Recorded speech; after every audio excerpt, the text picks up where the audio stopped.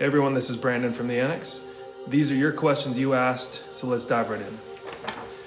First one comes from Arkin from Instagram. Did you have moments in life when you wanted to take and leave the career of a musician due to lack of ideas? Absolutely. Every single day the question goes through my mind. Why and what am I doing here? Are people getting what I'm doing? Are they liking it? Am I reaching new people? For me, the problem wasn't necessarily lack of ideas. I always had a ton of ideas. I don't feel like that's an issue for me, but it's the struggle of combining the two genres, electronic and rock music, which is very difficult for some people to wrap their heads around still. So for me, it doesn't seem like a new idea. Bands like Depeche Mode have been doing it since the 80s. The Cars were doing it in the 70s. So I don't understand the big dilemma with that. But I've seen it both playing live shows and trying to reach new people. You either have an audience of rock fans that don't want the electronic side, or an audience of electronic fans that don't want the rock side of it. So that's been a struggle, and yes, every single day I contemplate, why am I still here? Fred FC from Instagram. Have you ever came to France? Yes, I have gone to France. It was on a brief vacation while we were on tour in Germany, I think. We had a few days off, so we went over to France just for some basic sightseeing, touristy stuff. Never played a show there though. I would like to. This one comes from Carrie and Nick. Hey guys. Curious about my age. I know your birthday is August 3rd of what year? I'm March of 81. So my birthday is August 3rd, 1982. So I think I'm 36, something like that. 37? Can't figure it out. One of those two. Question 2. Before I get off here, your songs mean probably more to us than you know. You're extremely talented, and your songs, music, and lyrics hit home for many of us. I'll continue to love and support your music till my dying day. Wow, thank you.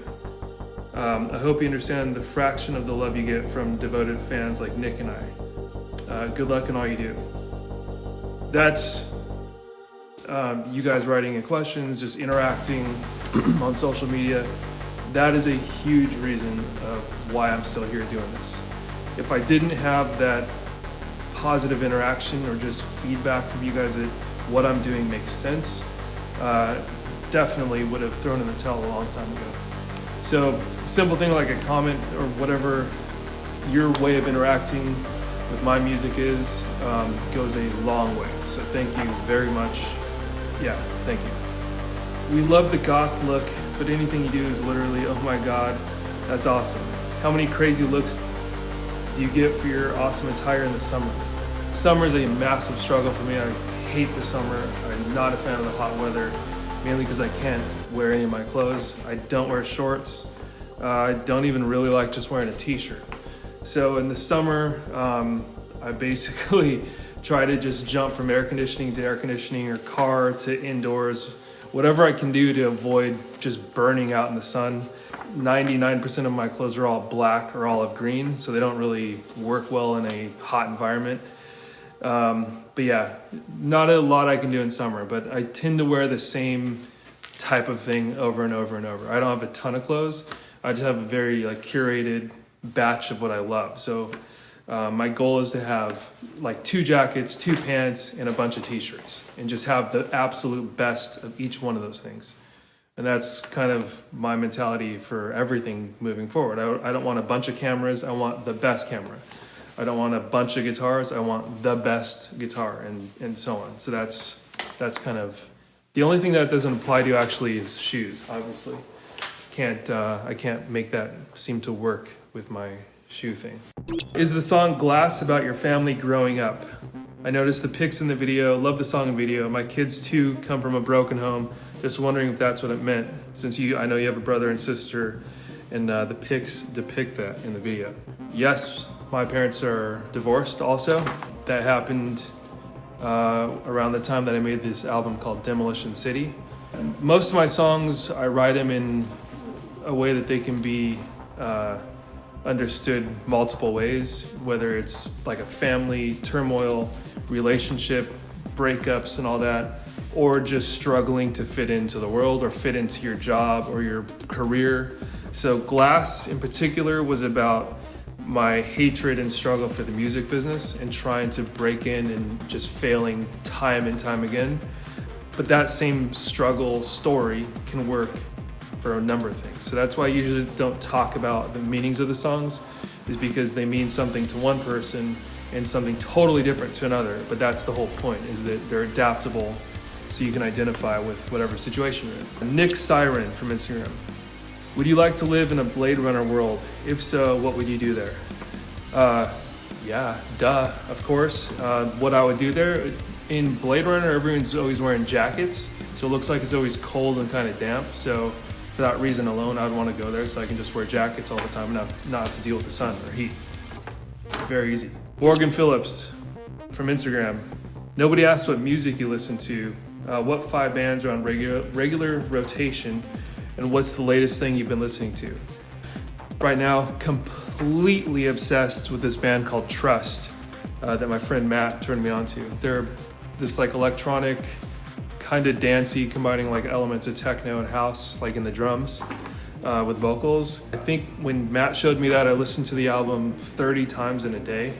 So yeah, completely obsessed with those guys. I don't listen to a ton of music because I'm too easily influenced, so I try to just maintain a blank palette when I'm writing. Gesaffelstein, massive fan of him. John Hopkins, I know Modrat, I can't think of all of them, but yeah, Health. Those are really the only modern music that I'm really listening to. Rick from 3 Dimensions of Rage, the band. What made you want to get into fashion design and incorporate the designs that you make from clothing, shoes, etc. to shape the landscape of your music? Especially since I see you post on Instagram stories your shoes, clothing, as well as ideas you find from others that sort of blend around the cyberpunk, underground theme. The goal is never really to be like a fashion designer thing. I don't really see that as what I'm doing. I love designing this stuff, but the goal is still music. The music is why you're here listening to this, I think at least. But I just try to combine the things that I love. So the Anix is a singular project. It's my vision from start to finish, all the music, any visual you see, any photo, graphic, merchandise, all of it I wanted to be able to bring to life through the vision of one person. So you get the truest form of one person's view on something. I'm not saying I'm the best at everything, I'm just saying I'm just trying to bring to life one view from one person. So my influences tend to be this like kind of technology driven, futuristic aesthetic. That's the movies I grew up liking, comic books, video games, all were kind of centered around that. This is from Wished Upon a Synth Star on Instagram. Did you find it difficult during your evolution in music going from one genre to another? What were some of the challenges you faced and how did you overcome them? Thanks for reading. You're welcome. I feel like I've stuck with the same style music since I started this. The idea was always to combine elements from bands I liked in the 80s, like Phil Collins or Genesis, Depeche Mode, The Cure, New Order, and combining it with like the 90s grunge era, which was the first real love I had for music, like Tool, Smashing Pumpkins, Bush, Nirvana, Soundgarden. That was the goal from the very start. Even before I formed the Anix, those were the demos I was writing, is combining those two worlds. And I think in recent years, I've completely stripped away any 80s vibe from this. So I still love those guys. I always reference Depeche Mode internally when I'm writing songs. Like I imagine, what would they do in this for this part? And that helps me get through certain parts.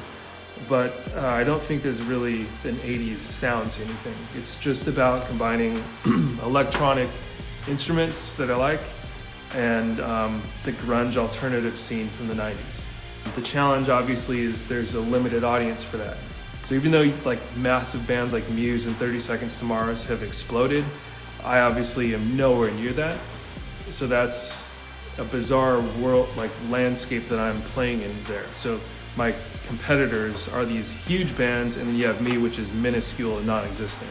I've had some huge producers and I've had some smaller producers come in and try to change the way that I write music or change the sound or the recording process, and it never worked out right. It just never felt right. So when I go too rock, it loses something. If it's too electronic, it loses something. So I think for me, the sweet spot is somewhere right in between. And if it's meant to be that I don't have a massive fan base, then who cares? I'm not trying to reach everyone. If I'm reaching everyone, I'm doing something wrong. I don't want something kind of middle ground, vanilla, where everyone's like, oh yeah, it's okay. It's pretty cool. I'd rather people absolutely love it or absolutely hate it. That's the polarizing ground I want to be in.